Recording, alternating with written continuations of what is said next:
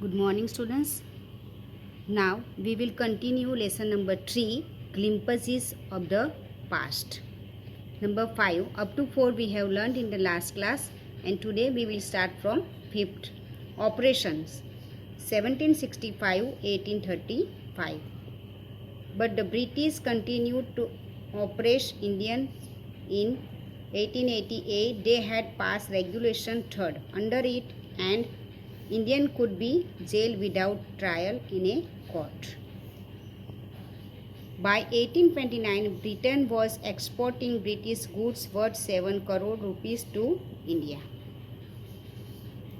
Governor General Bentinck reported back home. The bones of cotton weavers are bleaching the plains of India. All the time, British officers in India drew big salaries and also made fortunes in private business. The British proposed on the companies loot while Indian industries began to die. That means this phase was entirely marked by the oppressive policies of the British. They imposed regulation 3rd on the Indians, according to which Indians could be jailed without trials. They heavily exported their English goods to the Indian markets and made huge profits on the basis of this. They also profited through private businesses they established in India. With every passing day, the Indian industries were ruined while the British increasingly proposed. That means यह चरण पूरी तरह से अंग्रेजों की उत्पीड़न नीति को प्रदर्शित करता है. अंग्रेज इंग्लैंड में बने सामान को भारतीय बाजार में लाकर भारी कीमतों पर बेचते तथा खूब मुनाफा कमाते थे. भारत में अपने निजी व्यवसाय स्थापित करके भी उन्होंने बहुत सारा मुनाफा कमाया था. हर बीते दिन के साथ भारतीय व्यवसाय चौपट हो रहे थे तथा अंग्रेजों के उद्यम फल फूल रहे थे. Now number 6, dissatisfaction 1835 to 56. Education in India was in Persian and Sanskrit. In 1835, an Englishman named Macaulay suggested a change. We should teach the native through the English language. I agree. By 1856, the British had conquered the whole of India. States, British area.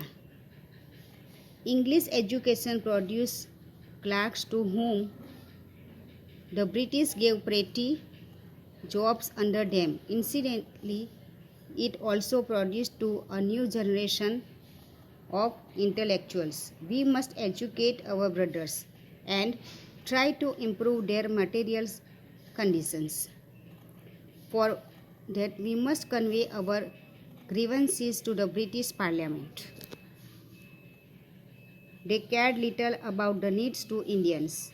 Our kings have become puppets and we have lost our old jobs and lands. They are converting our brothers. You only talk, do something to drive area out.